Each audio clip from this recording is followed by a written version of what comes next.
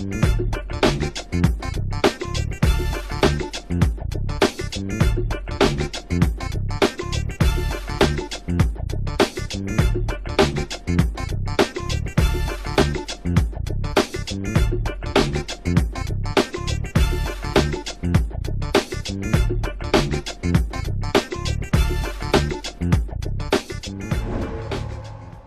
want to check out Roland Martin Unfiltered?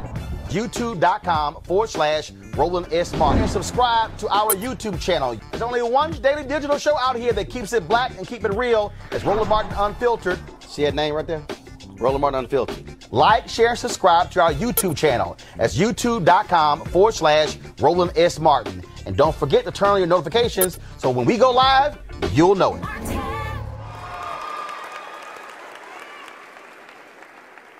Good morning, everyone. I am Braxton Simpson, a sophomore here at Tennessee State University, and I currently serve as student trustee on the university's Board of Trustees, as well as a member of Alpha Kappa Alpha Sorority Incorporated's International Mass Committee. Today, I have the esteemed honor and pleasure of introducing our keynote speaker, Reverend Dr. William J. Barber II. Our featured keynote speaker is a highly sought-after speaker and has given keynote addresses at hundreds of national and state conferences, most notably the 2016 Democratic National Convention.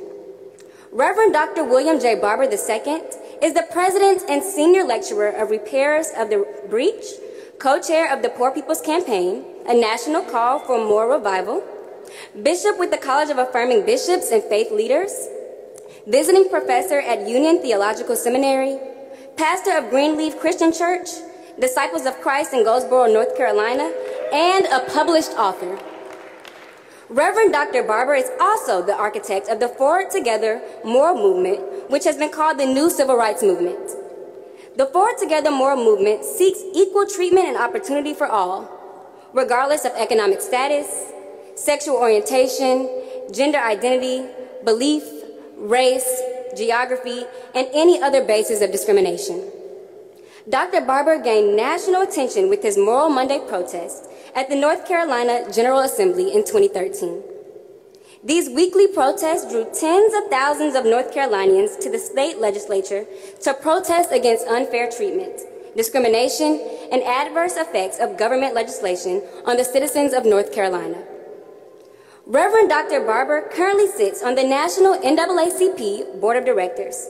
A former Mel King Fellow at MIT, he is currently a visiting professor of public theology and activism at Union Theological Seminary and is a senior fellow at Auburn Seminary. Regularly featured in media outlets such as MSNBC, CNN, New York Times, Washington Post, and The Nation magazine. He is the 2015 recipient of the Puffin Award and the Franklin D. Roosevelt Four Freedoms Award. Without further ado, please help me in welcoming Reverend Dr. William Barber II.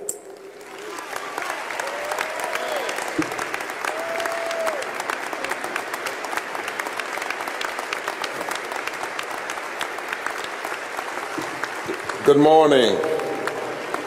It is good to be with you today. I want to first thank God for God's grace and mercy. Just a week ago, a week and 2 days ago, I laid my baby brother to rest and had to preach his eulogy, and these have been some teary times for me, but I thank God for many of you who sent prayers.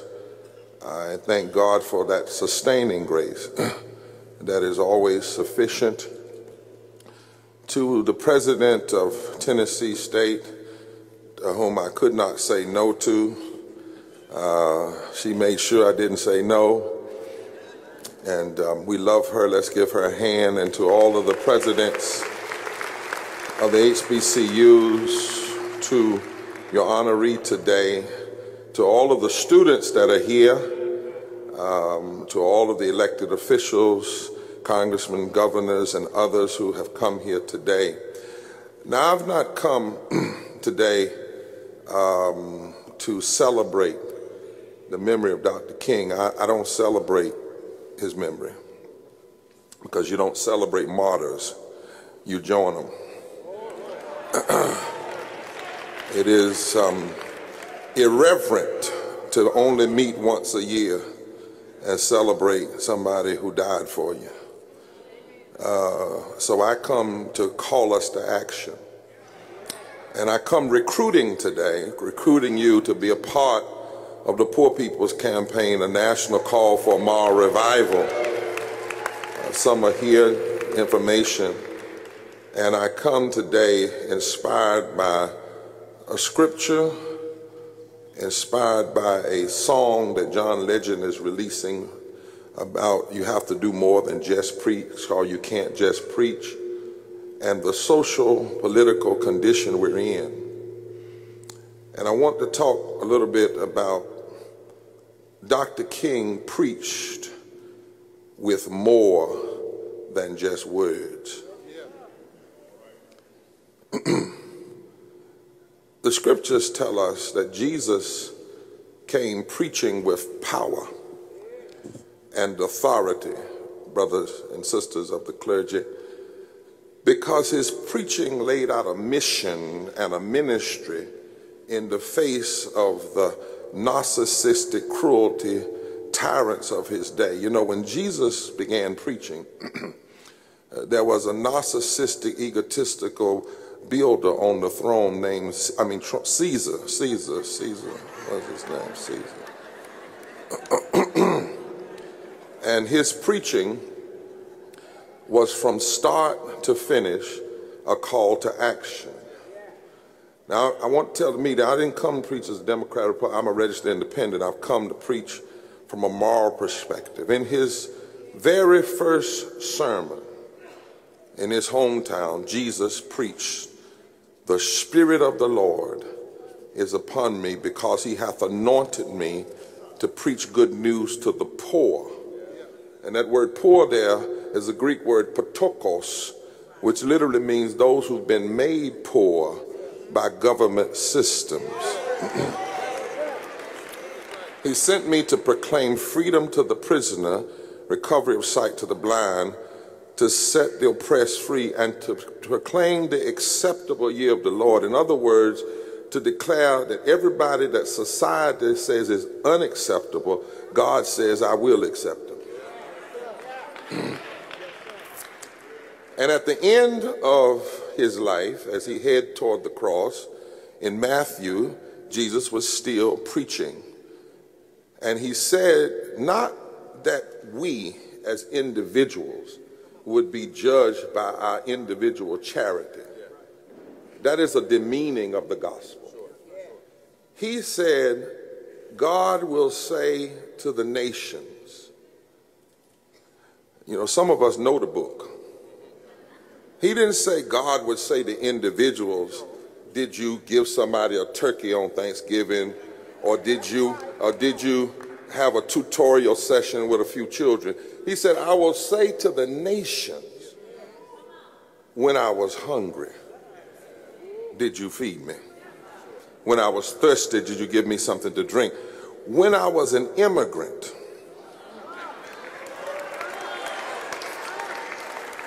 did you invite me in? When I was naked, did you clothe me? When I was sick, did you visit me or give me health care? When I was in prison, did you visit me?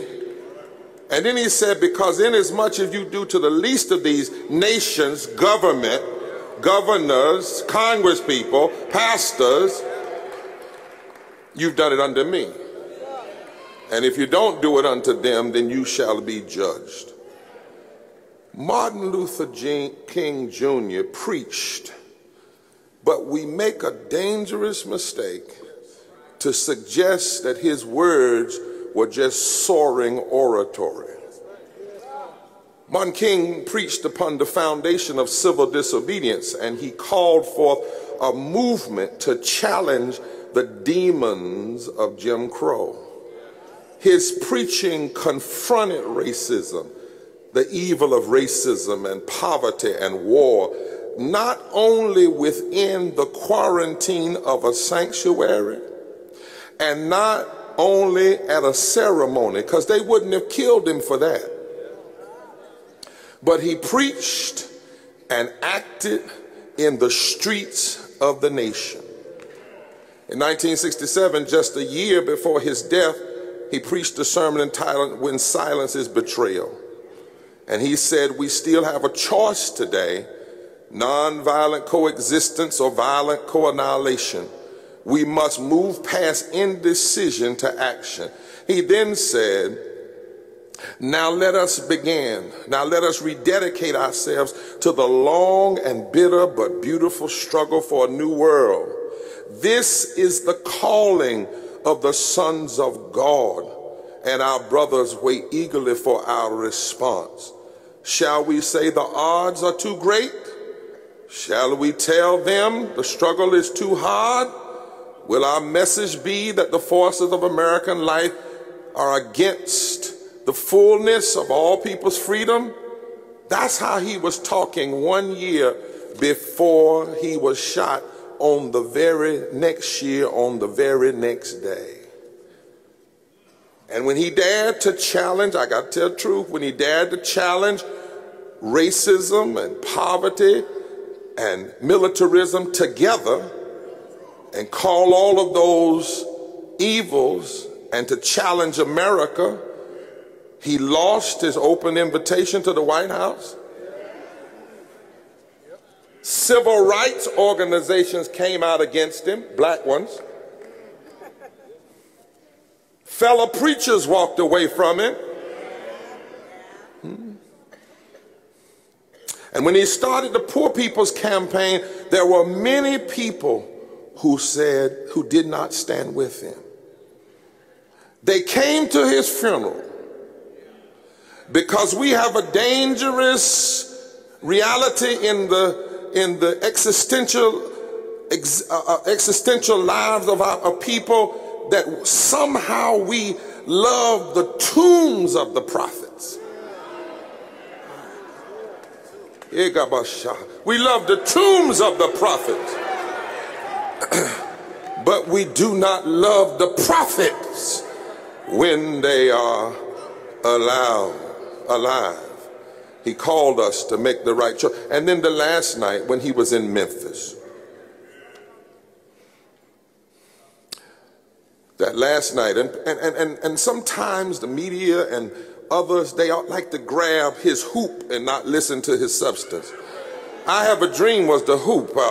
I've been to the mountaintop and I've looked over, and that was the hoop. He had done that before. But before he said any of that in Memphis, he said, America is sick. 2 weeks earlier, he had said, America must be born again.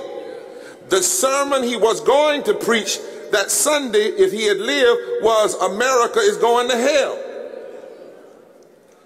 if she doesn't deal with the issue of poverty and racism and militarism in her policies. That night, he said, now let me say, as I move to my conclusion, we have to give ourselves to this struggle, because nothing would be more tragic than for us to stop at this point in Memphis. We got to see it through. And when we have our march, he said, you need to be there. If you got to leave work, if you got to leave school, be concerned about your brother. You may not be on strike, but we either go up together or we go down together.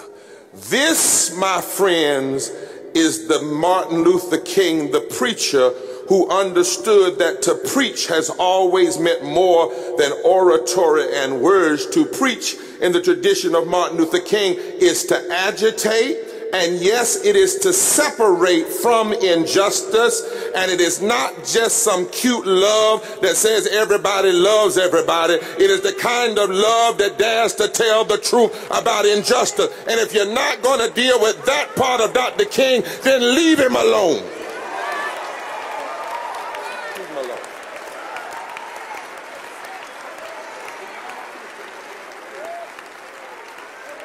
Jesus connected preaching to deeds of liberation, incarnate acts of liberation, work toward wholeness. To preach is to proclaim. It is to speak to the death of our times. It is to take words and put flesh on them. that challenge the forces that kill. A preach word is not anything until it takes on flesh and gets the work. The living word of God renders a reorientation in our lives. Preach the good news at all times, St. Francis of Assisi said, and when necessary, use words. Preaching must beget a living contradiction. To preach is to have a quarrel with the world's injustices. The preach word must put on flesh and suit up for struggle. If it doesn't, it's just preaching. It's just pretending, and it's not preaching. Moses preached, and his preaching turned into a movement that challenged the oppression of Pharaoh. Isaiah preached, but his word called for deeds when he went to his state house and asked the politicians of his day, is this the kind of fasting you think that God has chosen? No, I need you to pay people what they deserve. Or in Isaiah 10, when God told Isaiah to say to the politicians of his day, woe unto you who legislate evil and rob the poor of their rights and make women and children your prey. Amos preached to raise up a remnant that would let justice roll down like water. Ezekiel preached until a valley of dry bones turned into an army of hope, because in the days of Ezekiel, the politicians were so ruthless that he said, your politicians have become like wolves, devouring the poor and the women and the children and the sick and the immigrant. Sojourner preached, Truth preached, and spoke relentless. William Lord Garrison, a true white evangelical who was an abolitionist, he preached and fought in the abolition movement. Fannie Lou Hamer preached and stood up for freedom and said, I didn't come here for just one seat. Rabbi Heschel, the Jewish rabbi, preached and drew on the Torah.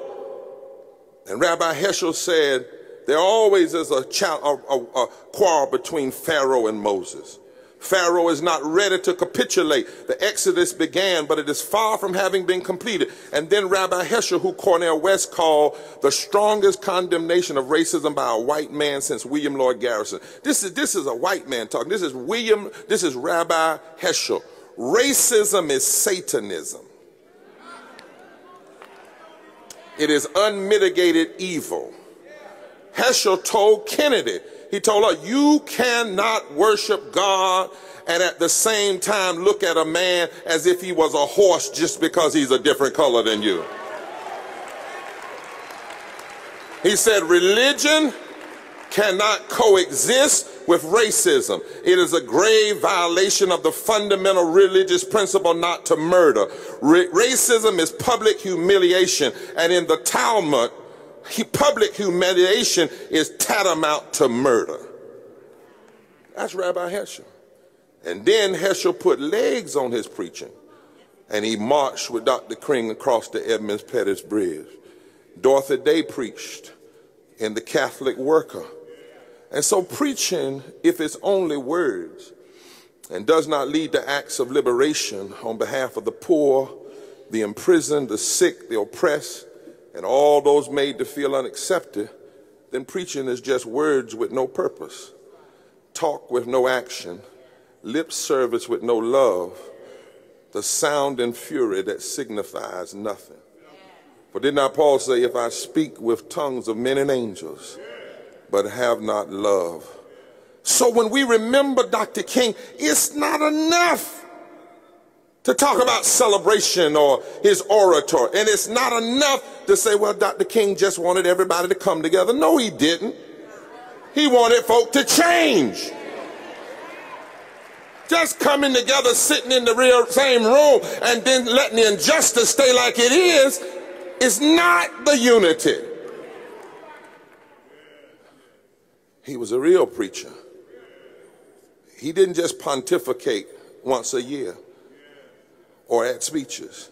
His articulation was turned into liberation. And preaching is only authentic if it's embodied. So, on these Martin Luther King, wherever I go, I've been to 4 of them. Everybody comes to say they love Dr. King. Corporations come. They'll even buy you a little breakfast now.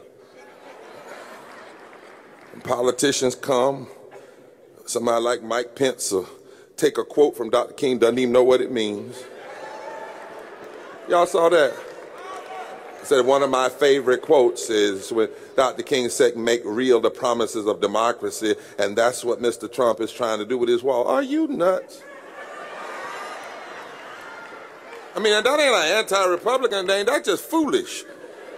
When Dr. King said, make real the promise of democracy, he was talking about undoing racism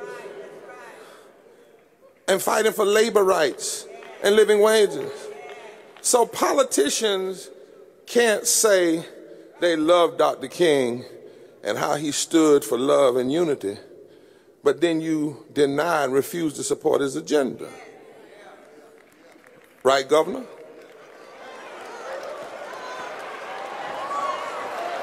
I mean, since you came, right, Congressman? So let me show you what I mean, Governor. Dr. King would not have been for a wall. And the hurting, how many of y'all are not against a wall? Everybody here that's not against the wall, politicians, everybody, and will tell Donald Trump, you don't need to be building a wall to separate people. We need to be spending money to give people health care. Stand on your feet. Now, anybody that doesn't stand on your feet, you get to see. Wait a minute. How many folk in here believe, like Dr. King, that everybody ought to have what Teddy Roosevelt, a Republican, asked for 100 years ago, and that's health care for every citizen? Everybody believes that. Stand up. Now, if you can't stand up for that, then don't say you love Dr. King.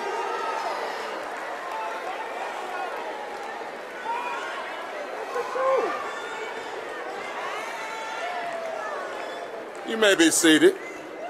I'm just saying, I'm too old to play now.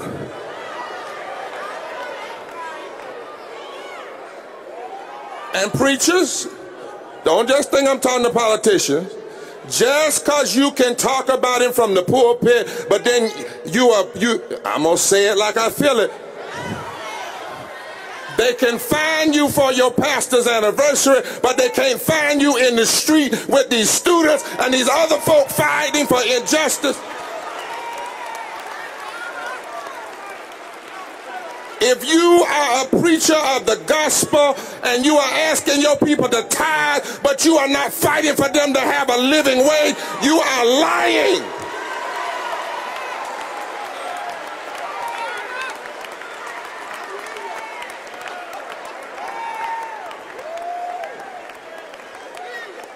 Don't play with this legacy, because it's not even about Dr. King. This legacy is bigger than him. King, like Jesus, asked the hard question. Who are the poor, the blind and the oppressed, the prisoners and the unaccepted among us today? You know, I tell you who they are. They are the 46% of people in Tennessee that are poor and low income. There are 3 million poor and low income people in this state. In Tennessee, 58% of your children are poor and low wealth. That's why, Governor, we're going to come to the Poor People's Campaign here and meet with you and march on you, maybe do a little civil disobedience, not on you, but on the systems. There are 48% of all the women. Notice I didn't say black women. 48% of women in Tennessee are poor, 1.6 million. 61% of people of color, 1.1 million. 41% of all white people, 2 million of them, are poor in Tennessee. And you cannot solve that by a little bit of charity, because that's not how it was started. So when you have politicians that run and say, well, I'm against gay folk and I'm against abortion and I want prayer in the school, I want to know, where are you on the side of poor folk? There are 8,000 homeless people in Tennessee. It takes 85 hours of work per week to avoid a 2-bedroom apartment in Tennessee. There's not a county in this country where a person working a living wage job can afford a 2-bedroom apartment. In this state, there are 1.3 million workers that make less than $15 an hour. You cannot say you love Tennesseans, not black Tennesseans. You cannot say you love Tennesseans and then stand against the passage of a living wage in this state.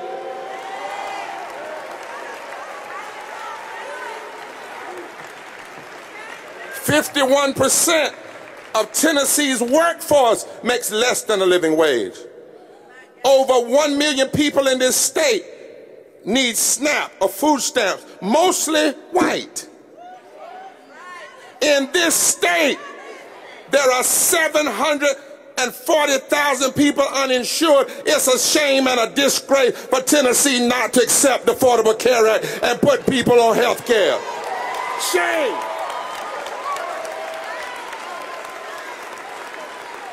Especially when a study from Harvard has said for every 500,000 people that are denied health care, 2,800 die. That means every year that you keep 740,000 people from being uninsured, up to 3,000 people die, not because God called them home, but because of government policies that exist that create policy murder.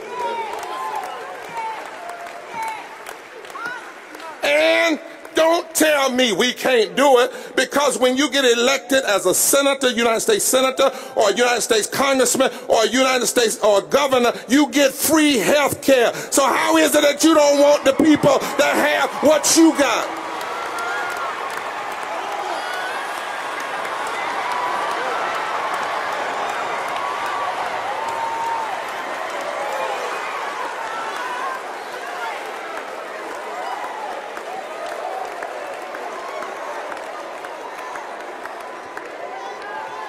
Since 2000, you love Dr. King. Since 2001, the Tennessee state government has passed multiple voter ID requirements and instituted a proof of citizenship database under the lie of voter fraud.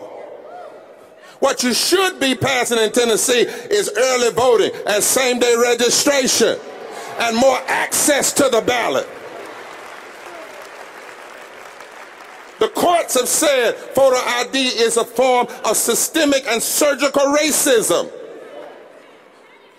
Nobody talked about voter fraud until black people and brown people started voting en masse.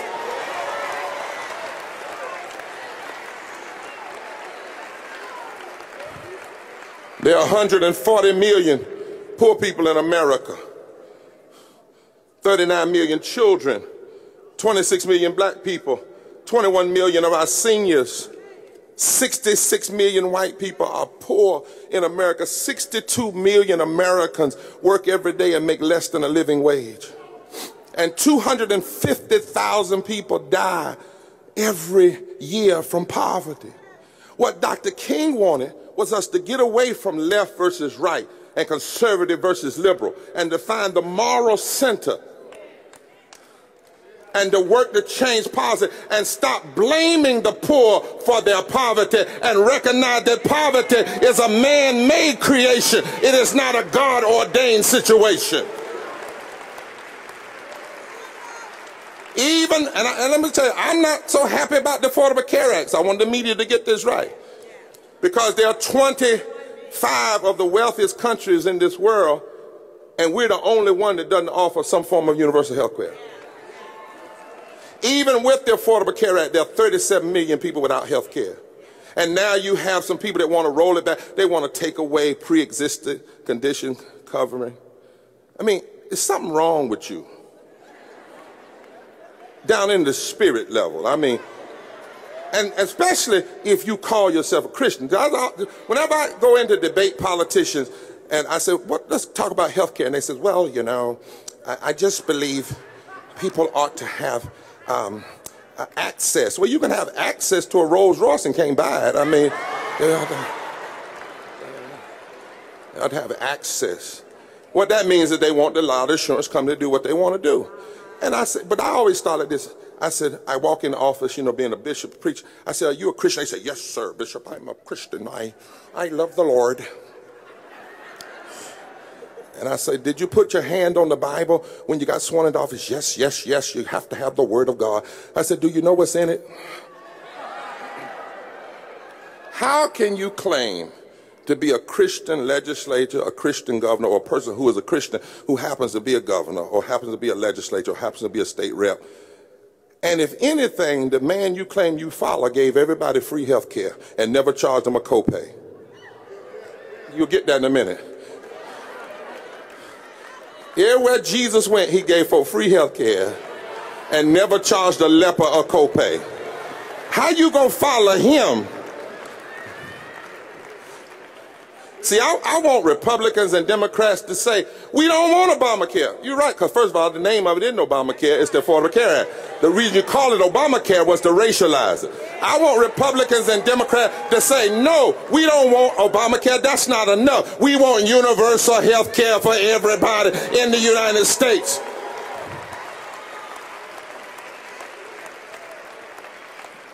Who are the poor? Are they the 26 states that have passed voter suppression laws? Are they the 2 million people in prison, 1.5 million black and brown? Are they the gay, the trans, the bi, the queer, the people that we want to destroy simply because of their sexuality? When the real sex we ought to be talking about is the illicit relationship between the Supreme Court and big business that produces the bastard. That's the real sex. That produces the bastard child of Citizens United. Who are the poor and the broken? The women, the misused, the children, the abused. Who are they? The immigrants from the South who really just want to come home. Can I teach for a minute? We keep saying that they want to come back. They want to come to the United States. Well, Texas was Mexico. New Mexico was Mexico. Texas pulled out of Mexico when Mexico decided it no longer would have slavery. So they ain't crossing the border crossed them.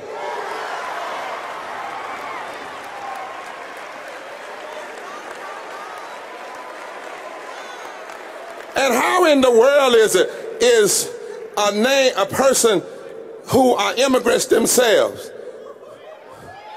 then gonna be against immigrants? How did that work? Let me talk. Sister, does that make any sense to you? Let me see. Where's my congressman? I'm going to be through in a minute, but let me see. What's your name? No, his name. Cooper. That don't sound like no Native American name to me. Don't sound Cherokee. That ain't right. Am I right? Governor, what's your last name? Lee. No, that ain't that's not no Navajo name. That's like Barber. Even though I'm mixed with it, that comes out of England. So how is it that a whole bunch of folk that are nothing but immigrants themselves now want to pass some laws that if those laws were in place in the 1920s, their own great grandmamas wouldn't have been able to come here?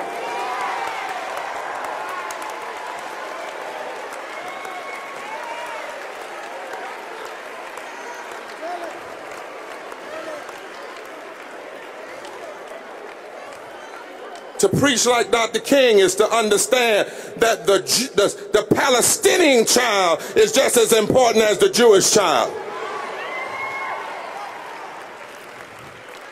To preach like Dr. King, have some water, is to say and to do. It is to say somebody's hurting my people and it's gone on far too long and we won't be silent anymore. It is when the fruit of our lips become actions. It's when our words call Jews and Muslims and Christians and Sikhs and Buddhists and even people who are not of faith to come together and work for liberations. That's what real preaching is.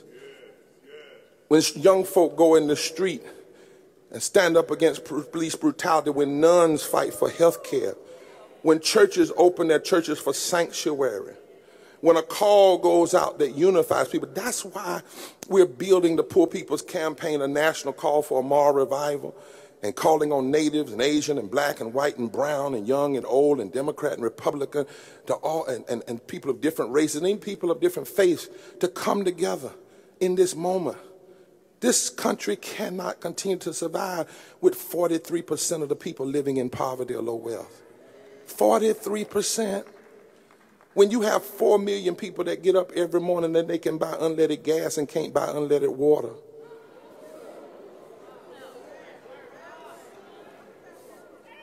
That's why I hope the politicians hear this. I'm not fussing at you. I'm saying it's time for us to put down this partisanship and do what's right. You see, Trump is not America's biggest problem. Trump is a symptom of a deep moral malady. Neil Painter at Princeton says he is the iconography of a far too often repeated American project, a reality in the American project. We take some steps forward and then we go backwards. Huh? Obama wasn't a total solution. Trump isn't a total problem. The problem is that Trump and his enablers have used something that didn't even begin with him. It goes as far back as the day when the Bourbon class, the wealthy class, would, in particular in the South, would separate blacks and whites along Jim Crow anytime there was the potential for poor blacks and poor whites to come together and build political power. Richard Nixon perfected it and called it the Southern strategy. The design of that strategy was to intentionally divide poor black and poor white people, particularly in the South, in places like Tennessee, who ought to be natural allies. And if they were to come together, black and white and brown, they would form a political power base that could control election. The goal has been to control the 13 former Confederate states, because if you control those states, you control 50%, almost 30% of the United States House of Representatives, 26% of the United States Senate, and you control over 170 electoral votes, which means you only need 99 from the other 37 states. But you cannot control it if you show black folk and white folk and brown folk that if you poor and can't pay your light bill, we all black in the dark.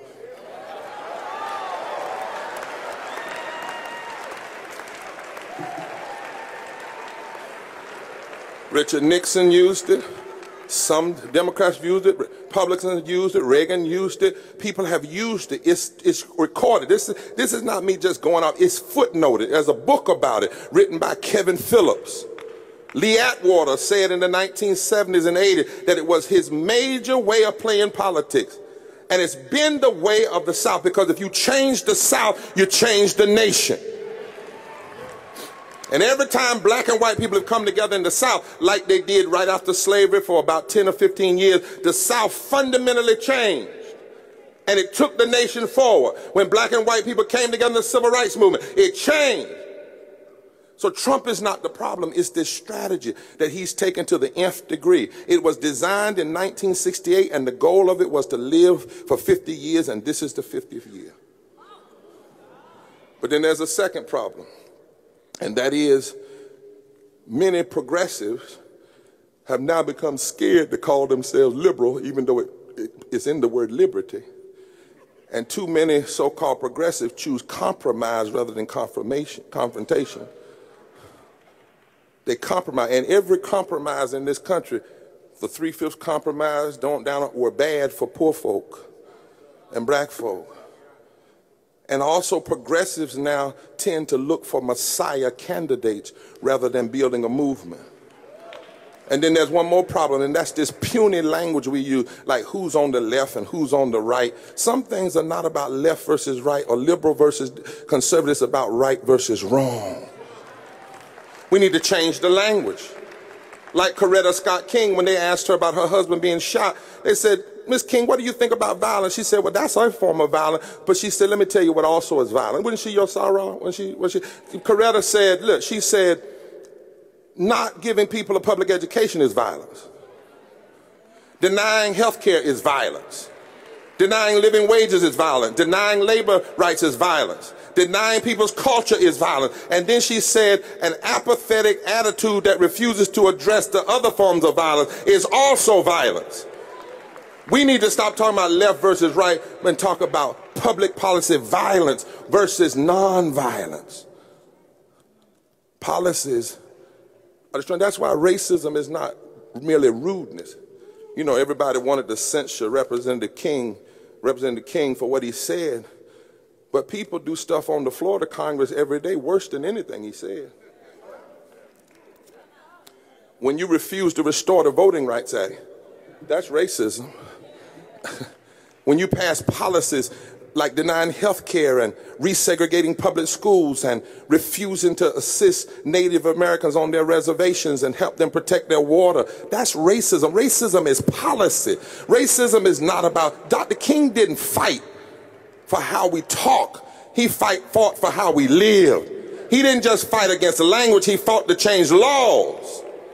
And there comes a time you got to tell the truth and you got to change the public conversation.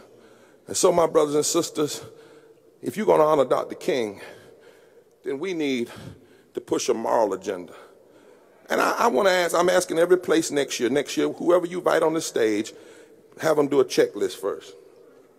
They can come to the program, but they ought not get to be on the stage if they're not going to honor Dr. King. I bet you aren't invited to their stage. And I don't mean theirs in terms of black folk. I'm talking about, ask them, just say, are you for restoring the Voting Rights Act and fully opening up voting? Are you for automatic voter registration at 18 since you send people to war at 18? Are you for early voting in every state? Are you for just immigration? Are you for tribal recognition for a First Nation Native American? Are you for ending this crazy mass incarceration, especially now that you got people in jail for the very thing that people in California now sell and make money off of? Come on, talk to me somebody. Are you for a federal and state living wage? Are you for union rights in your state? Are you for equal pay and equal work? Are you for social safety net programs for the poor? Are you for diversity in education and guaranteeing that every child has access to a high quality, free, diverse public education? Are you for equitable funding for HBCUs? Are you for single-payer health care? Are you for fair and decent housing for all? Are you for repealing the 2017 federal tax law that took $2 trillion from the backs of the poor and working poor and threatens the very health of social programs in this country? Are you for clean and renewable energy? Are you for fully funded public water and sanitation infrastructure? Are you for a ban on fracking and mountaintop removal and coal ash ponds? Are you for a ban on new pipelines and refineries and coal and oil? And are you for bringing clean energy to the fore? Are you for the protection of public land? Are you for ending military aggression and warmongering? Are you for stopping the privatization of the military budget?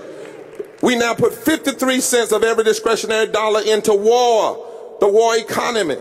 The average combat soldier makes less than $30,000 a year, while the average CEO of a defense company makes $19 million a year. Are you for a ban on assault weapons? Ask them the question.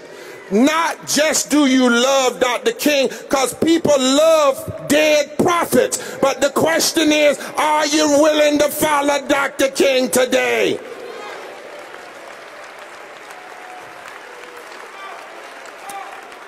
And then all of us, we need to fight for it. We need to vote for it. We need to stand up for it. Yes, these are tough times. The mean and the greedy are cocky on every side. And never before in recent history have we seen so much money being spent in resistance to the cause of equality. Money being spent to go backwards. But faith stands up to Pharaoh and false prophets. Faith takes on the giants. Faith refuses to be the chattel property of injustice. Faith declares that there is no mountain that cannot be climbed when you're trusting God. There's no political power that can't be overturned when you're doing what's right. America's going through tough times, but we must hold on to our faith. If we're going to preach, we not only must preach in the pulpits, but we must get in the public square. And we must declare that one election can't turn us back. One loudmouth can't turn us back. George Wallace couldn't turn us back. Bull Connor didn't turn us back. Our faith might get battered and bruised. Our hope for this nation to live out what is said might get challenged, and we might get discouraged every now and then. But we'll never lose faith. I've been traveling the country from the Bronx to the border, from Appalachia to Aberdeen, from the Carolinas to the California coast.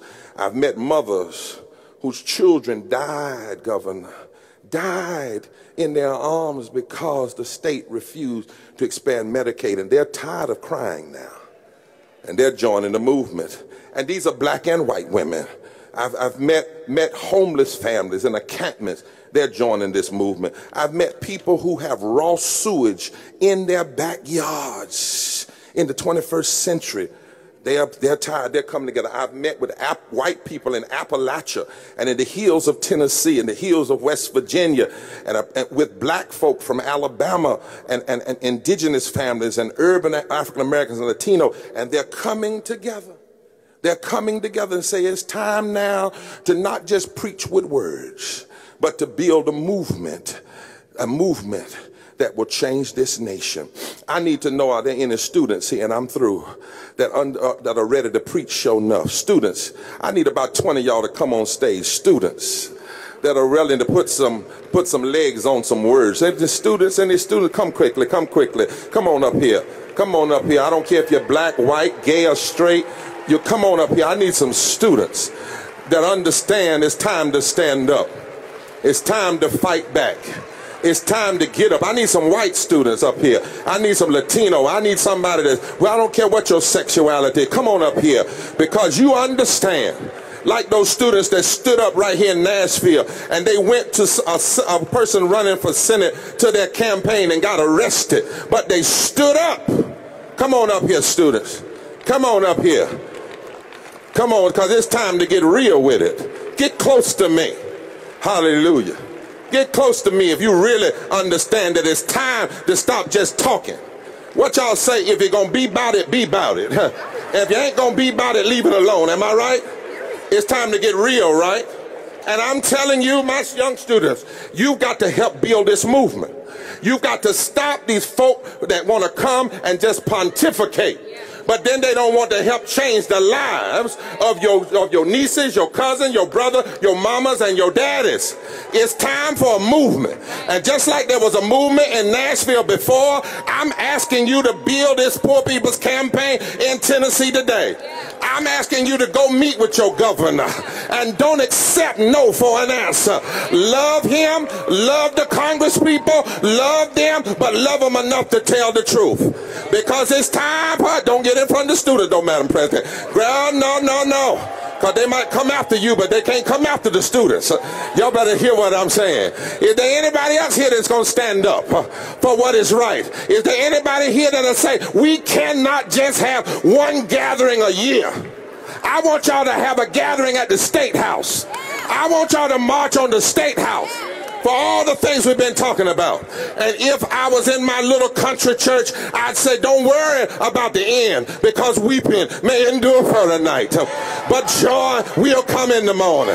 If I was in my little home church, I'd say, greater is he that is in me than he that is in the world. I would say, if you stand for what's right, the lion will lay down with the lamb. The crooked places will be straightened out, and the rough places will be made smooth. It seems like I hear God saying, stand up and be counted. Fight for the poor. Fight for the uninsured. Fight for those that don't have health care. Fight for voting rights. Too many tears have been cried. The folk before you gave too much. The people before you bled too much. And don't let them tell you, you too idealistic. You just young. You don't understand how to compromise. The hell with compromising. Stand for what's right. Stand for what's right.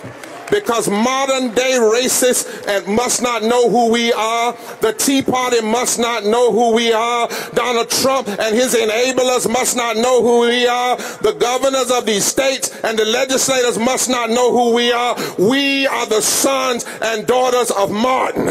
We are the sons and daughters of Rabbi Heschel. We are the sons and daughters of Rosa Parks. We are the sons and daughters of Dorothy Day and Harriet Tubman and Frederick Douglass and William Lloyd Garrison. We are the sons and daughters of Abraham and Sarah and Moses and Muhammad and Jesus and Mary. And we were born for right now. And we who believe in freedom cannot rest. Can I preach a minute?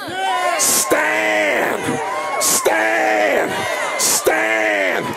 Put some feet on your prayers and stand. Stand. Tell somebody nothing would be more tragic than for us to turn back. Now it's time to do more than just preach. It's time to put some legs and some actions on our preaching. They must not know who we are. We've already made it through 250 years of slavery. We've already made it through 100 years of Jim Crow. We've already made it through the Holocaust. What we face now is just another Pharaoh. But here we are, and we were born. We were born. We were born for such a time as this. Turn to your neighbor and say, neighbor, give me a high five. And then join me in the street. Because it's time. It's time. It's movement time. It's time. It's time. It's time. Stop crying. Get up. Fight back. And justice will be ours.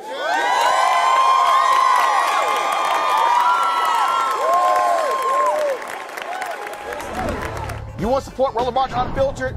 Be sure to join our Bring the Funk fan club. Every dollar that you give to us supports our daily digital show. There's only one daily digital show out here that keeps it black and keep it real. It's Roland Martin Unfiltered. Support the Roland Martin Unfiltered daily digital show by going to RolandMartinUnfiltered.com. Our goal is to get 20,000 of our fans contributing $50 each for the whole year. You can make this possible. RolandMartinUnfiltered.com.